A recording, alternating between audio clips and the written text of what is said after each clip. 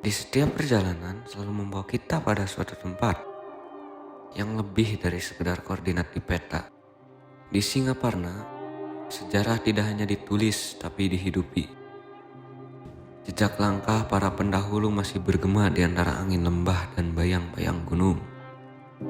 Di sini saya belajar bahwa keberanian bukan tentang perang, melainkan tentang pilihan untuk tetap tegak saat dunia mencoba menundukkanmu.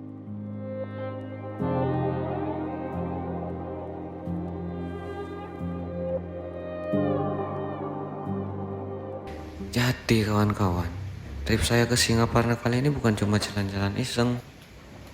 Saya pengen nyelam langsung ke ceritanya, sejarahnya, tempatnya, dan suasana yang bikin kota ini beda. Saya pengen tahu gimana perjuangan dulu ngasih warna ke kehidupan orang-orang sekarang. Ini juga sebenarnya buat jalan-jalan iseng aja sih sebenarnya. Tapi sekalian saya manfaatin buat belajar hal yang gak bisa ditemuin di buku. Kayak ya udah, saya lihat sendiri, saya dengar sendiri, dan saya rasain sendiri atmosfer Singaparna di kehidupan kita.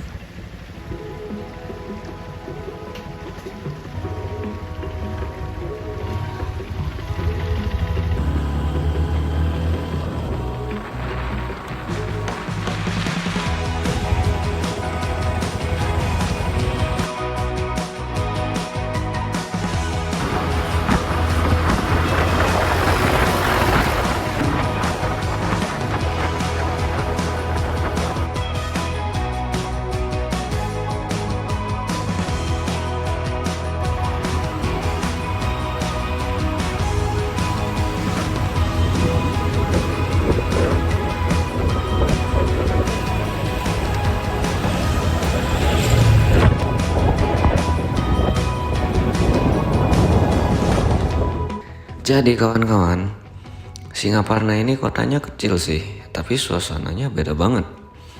Letaknya di Tasikmalaya bagian barat, di bawah kaki Gunung Galunggung. Udara di sini adem, jalannya naik turun, dan suasananya tuh kayak kota yang punya cerita lama tapi masih hidup sampai sekarang.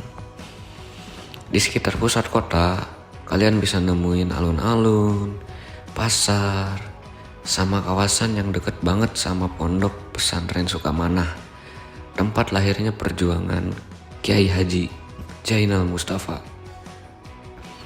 Dan kalau kalian jalan lebih jauh dikit, pemandangan gunungnya kebuka banget, serius buat footage drone atau ya sinematikan aja gitu. Ini surga.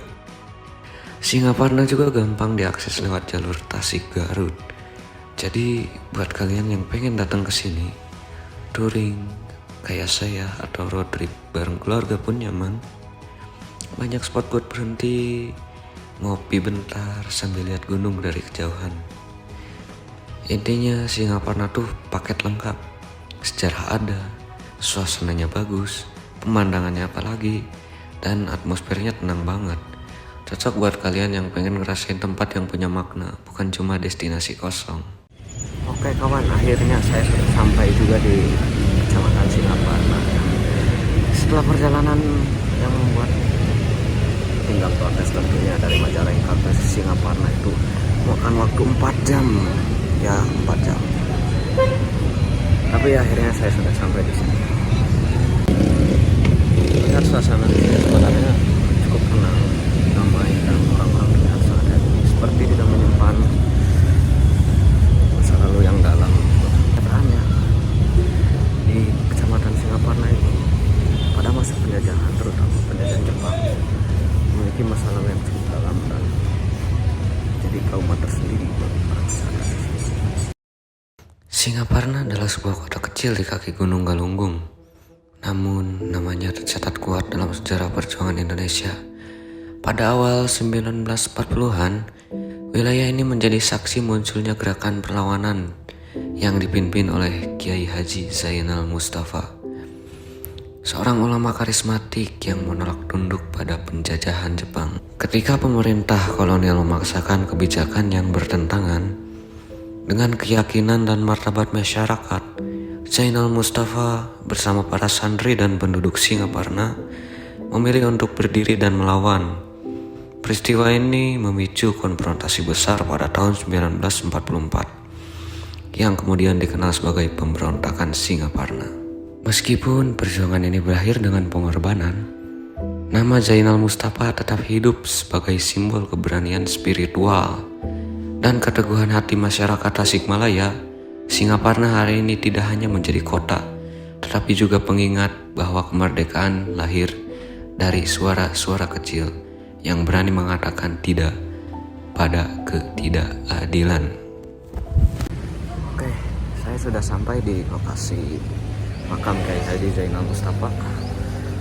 Makam ini terletak di Desa Sukamanah ya. Dan mari kita coba ke makamnya sekalian ya, berdoa untuk yang baik bagi pahlawan kita. Oke, kita sudah sampai di makam Kiai Haji Zainal Mustafa. Ini adalah makam beliau. Beliau meninggal pada tahun 1944 pada tanggal 25 Oktober. Eksekusi mati oleh Jepang di Jakarta karena beliau menentang rezim Jepang yang memang tidak sesuai menurut hak asasi manusia.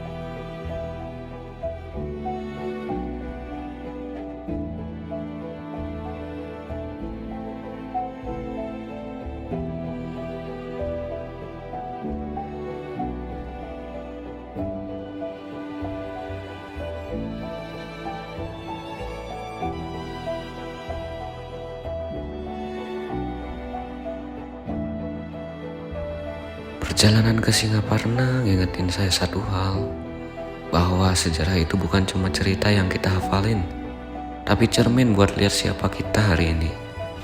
Dari tanah ini, kita belajar kalau keberanian itu nggak selalu soal angkat senjata. Kadang cuma tentang bertahan sama prinsip, meski dunia maksa kalian buat tunduk. Jadi kalau ada yang bisa saya bawa pulang dari Singaparna, itu satu pesan, bahwa kebebasan, keyakinan, dan harga diri gak pernah lahir dari orang-orang yang memilih diam. Semoga kita, generasi sekarang, bisa nerusin sikap teguh itu, entah lewat hal kecil, keputusan sehari-hari, atau cara kita ngejaga kebenaran. Karena sejarah gak pernah jauh, kita yang nentuin apakah suaranya bakal terus hidup atau hilang pelan-pelan.